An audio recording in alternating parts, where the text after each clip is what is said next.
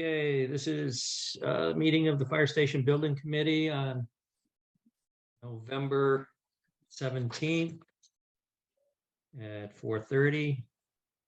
This meeting is being recorded. If any persons present are doing so, they must know the chair at this time. Anyone recording the meeting? Don't hear anybody. Okay, approval of the prior minutes. I don't believe Peter's had a chance to get to them. I apologize. I have not had the opportunity to finish them up. Yeah, I know everybody's been really busy lately here. Just a motion to table them until the next meeting.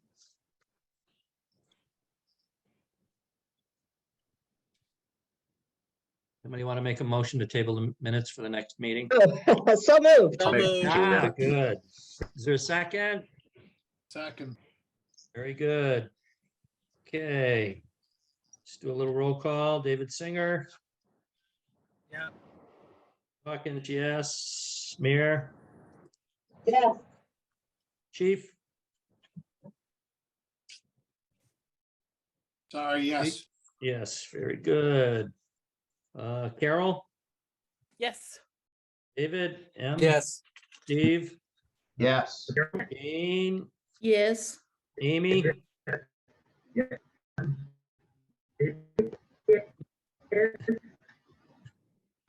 And Jim.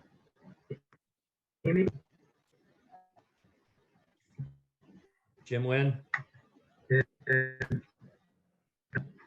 Apparently can't hear me. Oh, yes, he's waving yes. Very good. Here. Thank you. All right. Next item on the agenda is an update on the budget. Neil, maybe I just sent it out. Maybe you can just share your screen. Sure. Thanks.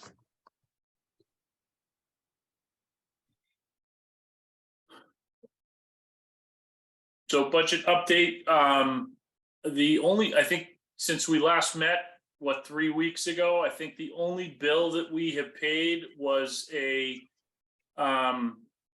bring the lease payments current in the temporary fire station. So our total payments to date are $3.727 million. We are now reflecting the full project budget at 21.7 million as well. Any questions? Any questions by anybody? Okay. I did send out a spreadsheet of a PDF of this spreadsheet to Butch earlier, so you guys should receive it shortly. Yeah, I forwarded it to everybody late this afternoon, Right. so it should be in your email as well, so you'll have a copy of it.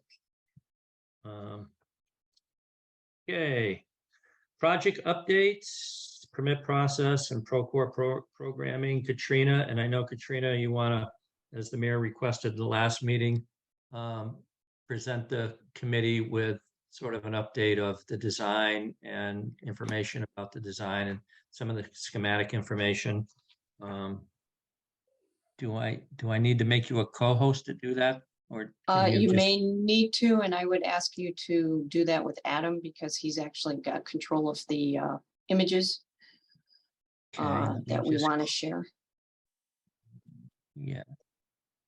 And let's see, where's Adam here? Adam, right?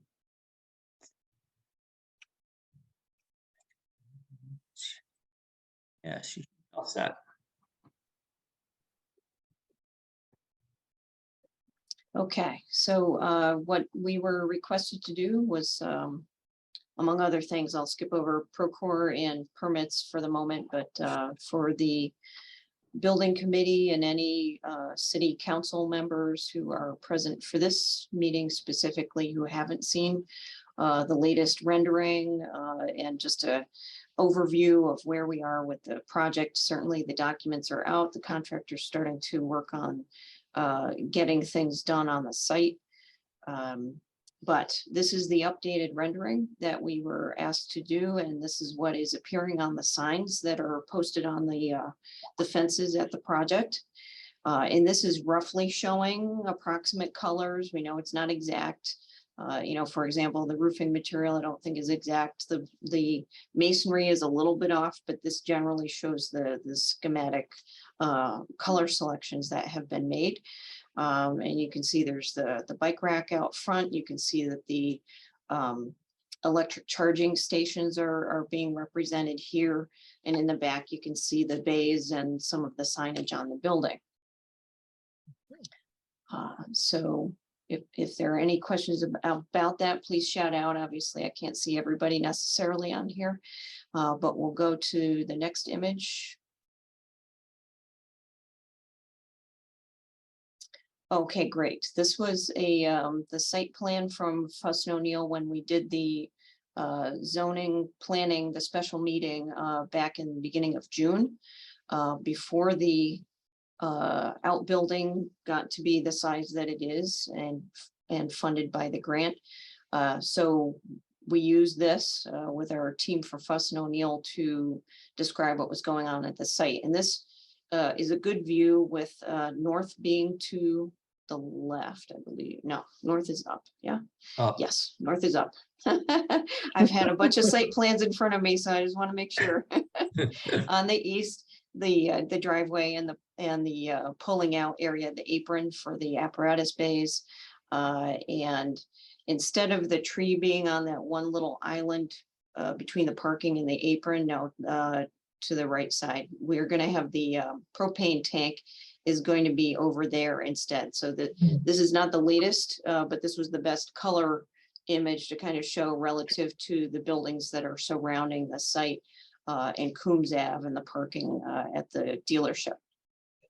Katrina, Yes.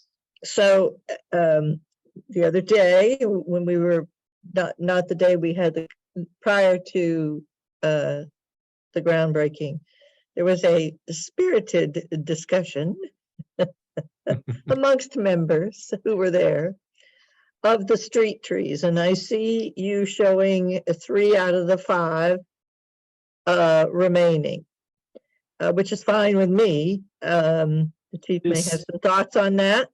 This Okay, is so slightly out of date. This street Okay. tree right here is also not going to be Okay. protected. That one would create a hazard for Yeah. entering and exiting the parking lot. Yeah, And that's what we thought. then the tree Correct. that's shown here is not located there either. That is where the flagpoles are located on the site. Okay. yes, so thank you for mentioning that, Mayor. Yes, this is a slightly older plan, but it does give the general layout. Now the I keep calling it a shed, but I know it's not a shed. But The the thing that the 987 funded, where's that? Okay, so if you can see where the cursor is and Adam is highlighting, it's actually much bigger than that. It's about 2.5 times the size of that brown footprint there. And it Okay, takes up what he is kind of making a rectangle out of. okay, That is the current footprint is that larger size. And that's holding several vehicles plus the storage that and the storage and a mezzanine in that building for all of the equipment and supplies that were part of that grant. okay. Okay, thank you. You're welcome. Any other questions about the site plan before we move on? Okay, hearing none. Next image, please. Okay, here is a colorized version of our most up-to-date floor plan showing all of the spaces that have been laid out in the building. And honestly, this is part of what you may see in a subsequent award submission next year or the following year. This is what we typically do to explain the layout of the building. So in this case, north is to the right so that we could fit it on the page, but the bays are on the left with their support spaces. The yellow in the middle there are spaces like the radio room, workroom, EMS storage, SCBA, outdoor storage, which is meant for like a mower or I'm not getting the right word here, but any kind of outdoor blower. equipment. Snow blower, thank you. You knew what I meant. And then on the left, what you see is the space that's above that, that's the mezzanine, which is open to the bays. And there are some training elements built into the bays for the firefighters, as well as I think an electrical equipment closet. What you see on the upper left is that outbuilding. That is the size of the outbuilding there and relative position to the main building. And you can see that that's showing the mezzanine there as well, number 39. Okay, going back to the main building in the center portion, that's a little bit skinnier. Again, those are support spaces for the bay, including decon laundry, the turnout gear area, hose storage, and then more storage and slight mechanical space, and then a bay specific bathroom. And number 10 right there is kind of our transition area that's meant for people, for firefighters to clean off their hands, their work shoes and so forth before going into the living area, which is that orange area. There's a ramp that leads into the day room. The day room has a kitchen area as well as an exercise room. And then the green area to the bottom right is the bunk area. So that's a really closed off suite meant to be quiet. It's I think 2 people per bunk room. And the end ones are like officers' rooms so that they have a desk as well as a bed. And then there are 3 unisex restrooms with showers and a laundry area so that they do their laundry in that area only. They're not going out into the bays to do their personal laundry or their uniforms. That's being done in this clean area, which you heard the chief talk about at the groundbreaking. Just above that on the page, we've got the mechanical and electrical room centrally located in the building. And then the purple area is the office suite. This is some of its public area that people would be walked into from the main entrance at 33. They'd be walked, escorted down once they buzz in. So you've got the chief's office there and so forth. And then the once you get past the salvaged and installed doors from the old station, I think that's right there where he's circling it. I think that's the Dutch door that was upstairs is going there. There are more offices, study area and so forth. So the gray area on the right-hand side, we've got our public entry, that's 33, that comes right from our parking lot. There's a conference room there that's shared between the officers doing their work as well as public if there's a meeting, a smaller meeting. And then 34, that's the public meeting room that is meant to also double as the EOC per the grant. And then 36, that's the museum area that you've all been supporting and excited about for so long. And these are colorized versions of our elevations. Oop, you're skipping back a bit. Were there any further questions on the plan? Let me ask that. Okay, hearing none, let's go to those elevations that we just had a quick glimpse of. Okay, so top left is the west elevation. So this is if you were standing at the pizza place, looking at that side of the building. The large windows that you see on the left look directly into the museum area. The windows to the right of that are, I think, again, museum is the first window and then the rest are offices. And then where you see it kind of drop down and there's a door and windows, that's the exercise room. Now this is kind of broken up. I know there's different parts and pieces to this because it's a very long building. If you look at the next part below, you see the exercise room again. And then there's a low area. That's the turnout gear room and the hose room right there. So they have direct access out to the west side. And then you see the bays with the sloped roofs. And those are the 2 drive-through areas.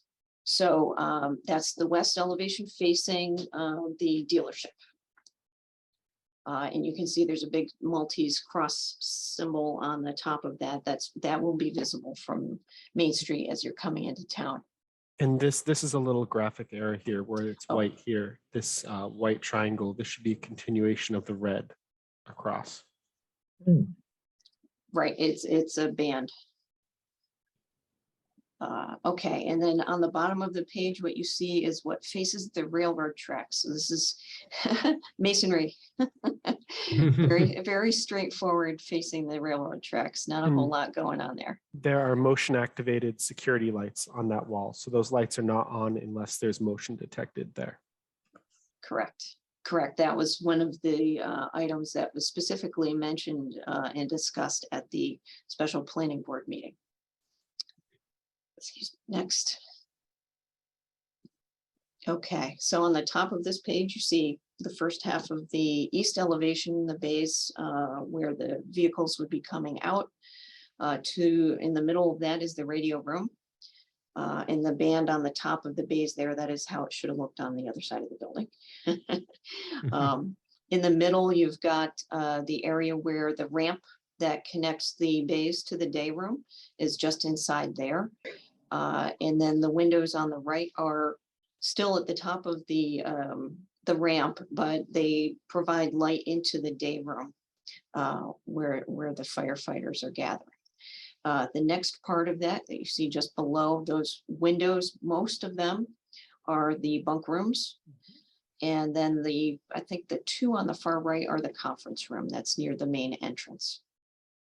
And then on the right, that is the face to the street. And what we didn't show here, and I forgot to mention on the site plan, is that we do have a place for the cupola to go if that is still being pursued by whatever subcommittee. And at some point we will be communicating through this group a few assignments for you. So while we're monitoring the construction and overseeing that part, there will be a number of things related to images that will be used in the building, as well as potentially having the cupola there, but there's a space for it in front of the building there. Okay, what was our next thing, Adam?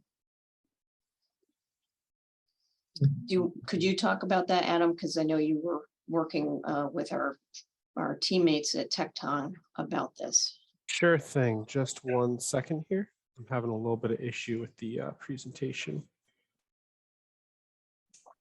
All right, just a little bit of delay there. All right, so these are some of the interior colors that were selected, discussed, and samples were shown in person at the John Zahn Community Center. That was what? Long time ago. April, I want to say. Yeah. Earlier this year. So the colors that we're looking at here, these are the epoxy floor colors. We have a field color. We have a backup stripe color to assist the firemen in backing in through the backup bays and also just aligning their apparatus. And then we also have colored boxes located where the apparatus are to be within the bay. That's going to be this red. We have the fitness flooring. So we have a really thick recycled rubber flooring in the fitness room. And that is to absorb impact if there are free weights, things like that, to be a nice soft surface to exercise on. We have static dissipative tile in the IT room. That's a fairly more generic finish. In our training room, we have these cork rubber flooring planks. So these come in planks like you would expect wood flooring to be in, kind of wider, modern style. And it has, if I remember correctly, there's recycled rubber content and there's also sustainably sourced cork within that also. We have an entrance mat. So when you walk into the building in that vestibule, there's a gritty carpet that's there to help get the dirt and debris off of your shoes before you enter the building. It helps to protect the floor finishes throughout the rest of the building. Within the bunk rooms, we have luxury vinyl tile to be cleanable, sanitary, but also still a really nice homey feel. We have 2 different carpets in the building. It doesn't quite show up very well on this little board, but this is a really nice kind of blended gray carpet that then has red accents, and we can control the amount of red that's in the carpet and get some really cool effects. Then we have our tile colors, and we kind of alternate. This is our floor tile primarily. I believe this is all floor tile here. And so we alternate floor tile colors depending on where we are through the building to keep it interesting. We also have Right. some samples of the lighting fixtures that we might see. These are not necessarily the exact fixtures that we're going to see, but these are the basis of design fixtures. So we're going light, bright, clean, and modern on the inside for your new modern fire station. I just want to add with the ceramic tile that you see the examples of, that is primarily the corridors and bathroom areas that see a lot of wear and tear. So these are very durable materials. And on this next slide, there's one inaccuracy on here, which I apologize about. The kitchen is not up to date. There were subsequent meetings after the presentation where we worked with the chief and the firemen to better fine tune the kitchen to their desires. So that is not on here.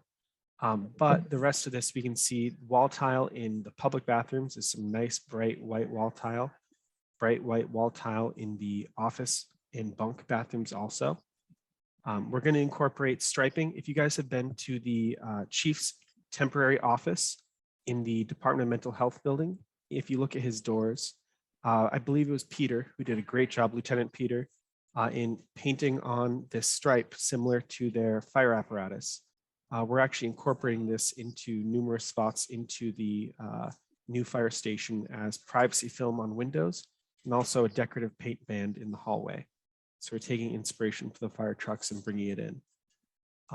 In that public corridor, there's that wall graphic. So as you enter the vestibule, on the right of the vestibule, wrapping all the way around the training room and into the museum is a timeline of the history of the Greenfield Fire Department. And that's an item that we're going to be looking for committee support on in designing, planning, getting photos, laying it out. So that will be this group of individuals here helping us put that together. We have some examples of the wood colors that we're using, bringing light, bright woods into the project. We have wood slat walls and ceilings in one focal location in the day room, which is to help with acoustics, but also be a nice, homey, but modern feature. Then we have some of the paint colors that we're looking at. So we have a very nice green incorporated in here, kind of a warm white and some nice modern grays. And some of the ACMU that we are expecting to get. On the inside, we have ground face ACMU architectural masonry units on a wall in the day room. I think that's about it for the finishes. Does anyone have any questions on finishes? All right. So I believe Okay. after this, I have a couple, these were very preliminary views. So they are very sketchy, if that term makes sense to you.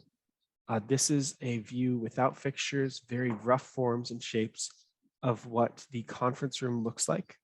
So we have a coffee counter here. This is the main vestibule into the building. Main door is there. The vestibule door, you can see through that window, and here's the door into the conference room. There's privacy film on these windows. So we're getting a lot of borrowed light from the conference room in that public hallway that doesn't really have direct access to natural light. But we still have privacy and a little bit of visibility, just enough that you can see if the room is occupied or not without being intrusive into a private meeting. Next, we have that hallway. So if you remember, I mentioned that wall graphic. That wall graphic is on the right side of this view, wrapping down. There's an alcove to the training room. There's the public restrooms on the left and the alcove that leads into the offices further down. Then at the end of that hallway, you can see the start of the museum there. And on the left, that left wall in this instance, I think that was one of the places we were going to have a stripe, the Yes. stripe like the vehicles. And actually one really cool feature that's not showing on here is there's going to be a wall wash all along that graphic. So there's going to be a light on the ceiling washing down, illuminating that wall graphic. This next view is of the museum area. So the antique apparatus will be in this space with a great view of it through this window and also through the doors in the front. There's glass also in the training rooms. We're getting borrowed light through this space, and you can also see the antique apparatus when you're in the training room. And there's plenty of space for artifacts salvaged from the past 2 fire stations, as well as different pieces of Greenfield Fire Department's history in this room. There's going to be some very cool, there's very cool and very adjustable lighting in this space. So it's all a track light system that's a kind of series of bold rectangles on the ceiling that gives us adjustability and tunability so that we can better illuminate artifacts as they're adjusted, shifted down the years. When things move, we can adjust the lights as they move. We also have picture hanging rail in this space so that if we want to hang things on the walls, we don't have to make permanent holes, and we can adjust it as more items are added to the collection or as things shift or move or cycle in or out. And then this next view is the reception area of the administrative offices. So over here is the chief's office. And then we have 2 other offices there. These windows are going to have frosting just about halfway between eye height and your eye height when you're sitting. So halfway between eye height standing, eye height sitting, which creates privacy for people working in the space, but still allows light and visibility. It's actually very similar to what we have in our office. I don't know if you can see my camera. If you can, Katrina's office is right there, and you can't see her through that frosted glass. There she is waving. So very similar to what we have in our offices, and we've come to love and see a lot of practicality in. Over here on the left is a work area for office supplies. There's also going to be mail slots here, and then an area for the copier. The double door, the Dutch door, is going to be right here, salvaged from the previous fire station. And if I remember correctly, that door was salvaged from the first fire station also. And then I believe this is the last view. This is a view of the training room. This has since changed, actually. This is a little out of date. This is back when we had the movable partition in this room. So it's shifted slightly. The ceiling continues rather than breaks up into 2 spaces. And this is now one continuous ceiling here also. But that gives you a good glimpse at what we're excited is being built for you. Can I ask a question? Absolutely. Go ahead. That you said that partition was removed. Yes. Did we remove the partition in whole, or just redesigned how it's there? If I I don't remember. recall correctly, the partition was removed in its entirety. Yes, including structure. That's my understanding. I'd have to double check the structural drawings, but I believe the beam that was intended to be there to hold a future partition there was also removed.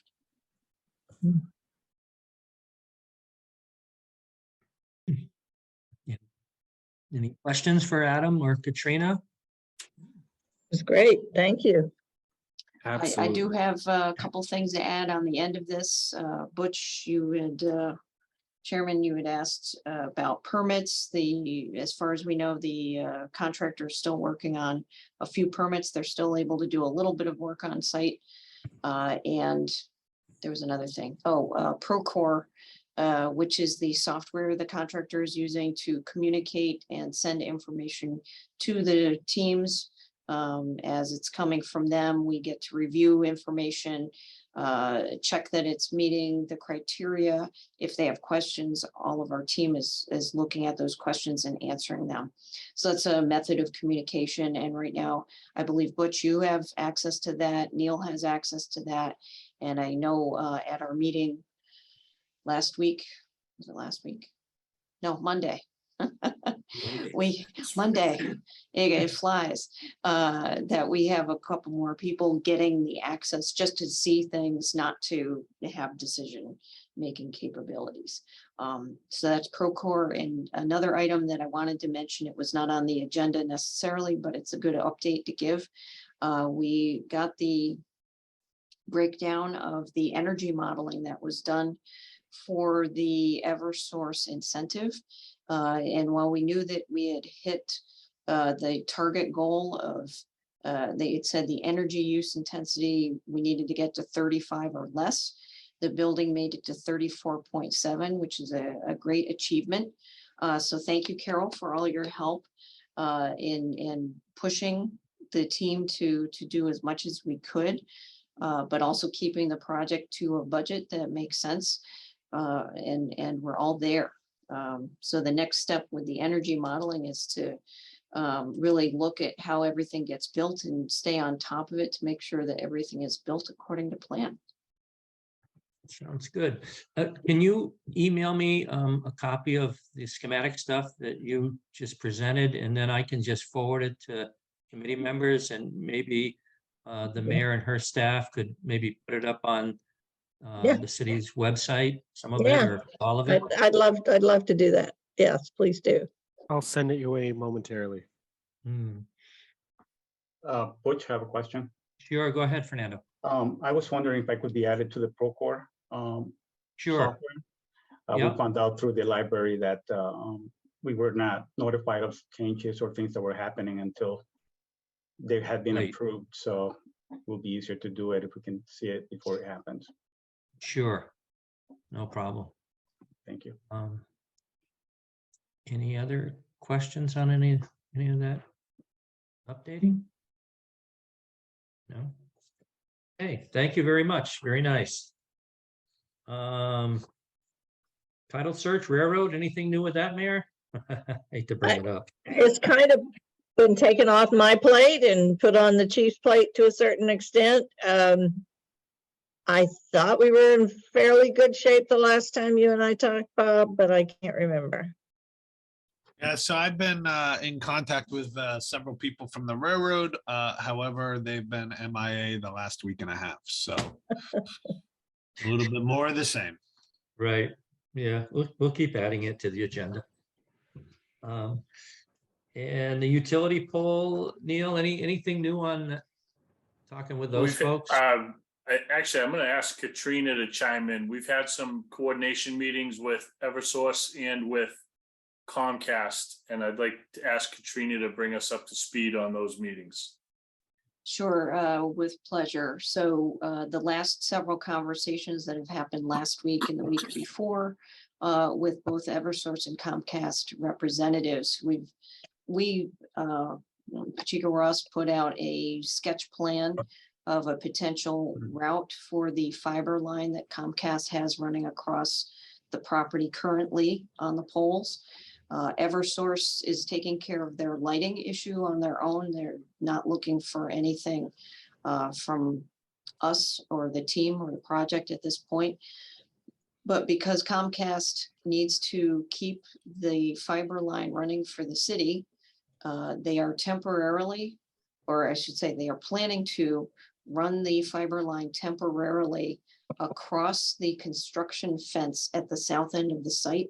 So where it's on the edge of the hill, which is on that railroad property, they are planning to attach their fiber line to those fences.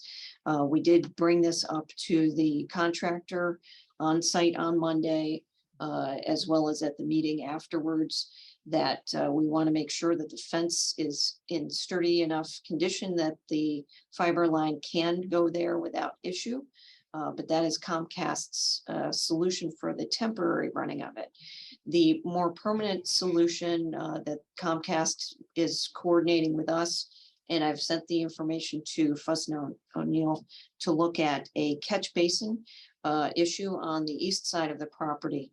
So Adam, I don't know if you have that planned handy, if you can pull that up.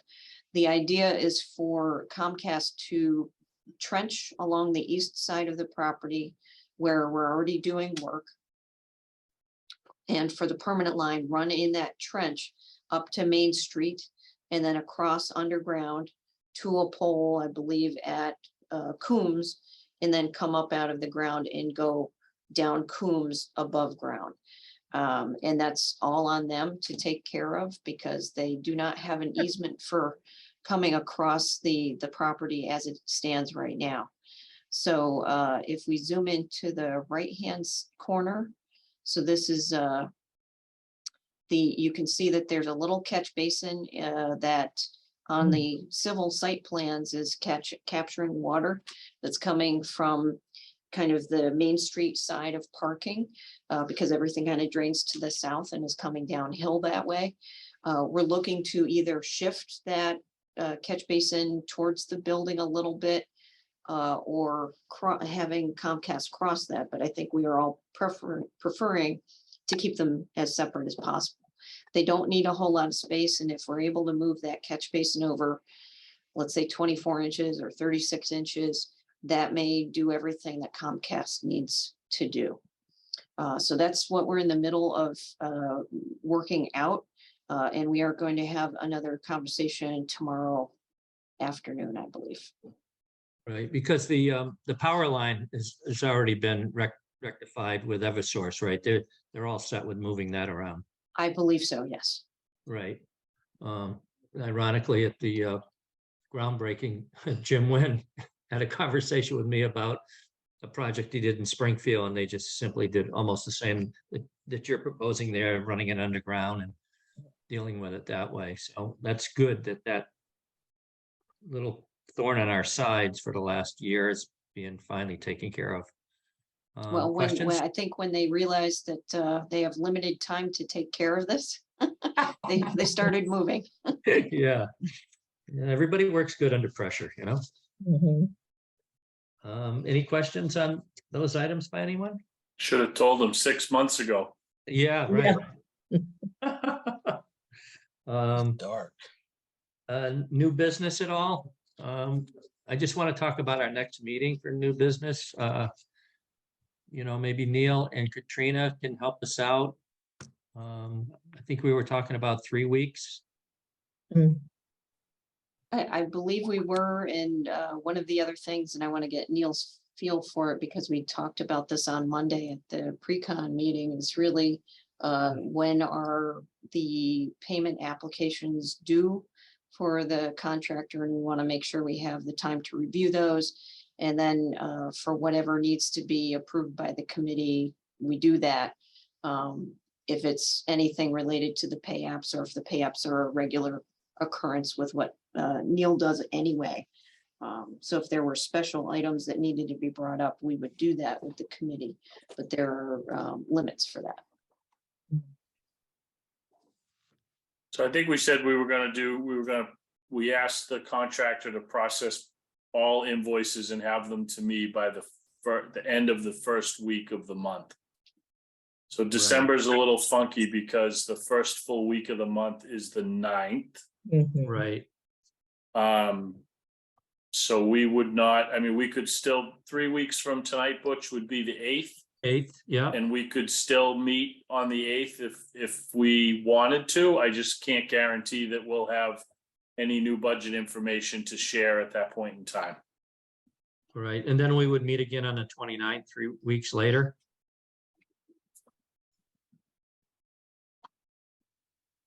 Does that rotate into there?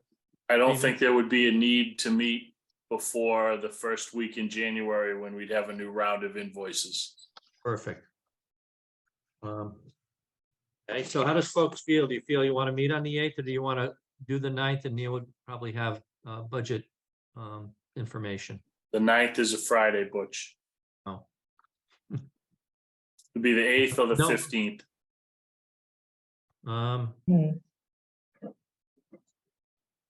How do folks feel? 8th to the 15th? December, Yes. Yes. I think let me double check. I think I'm gone. I don't know if you need me, but I think I'm gone on the 8th, but I may be back in time. I'm gone on the 15th. Oh, okay, so hold on a sec. Alrighty. Woohoo. Yeah, so as long as it's a 4:30, I'm fine. On the 8th. On the 8th? Yeah.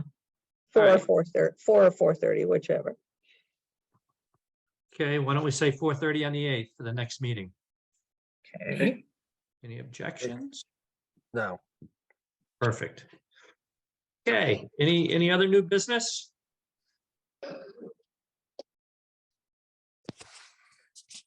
Hearing none.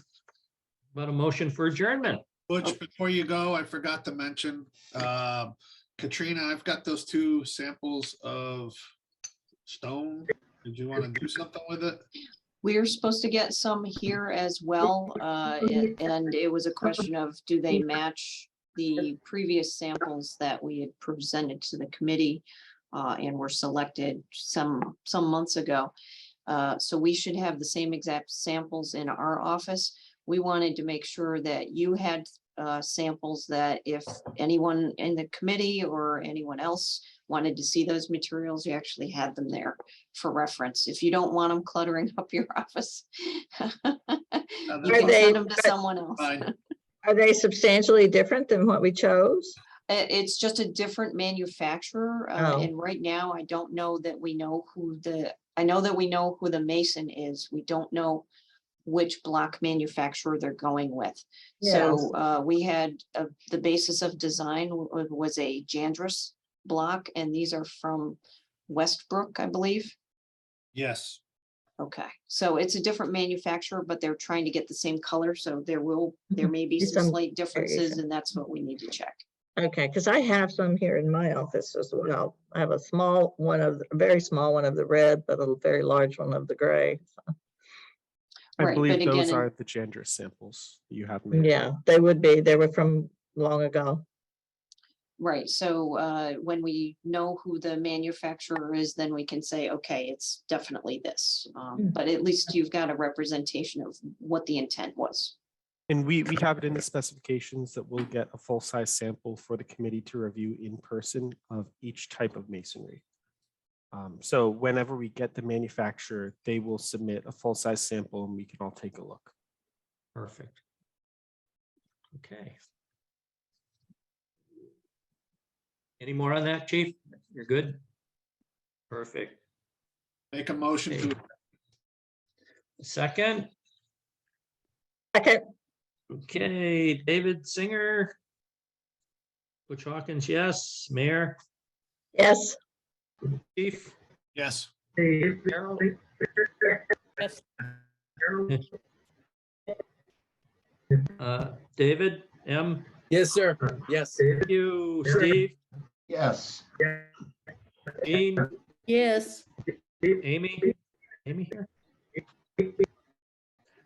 Jen, and Jim wins.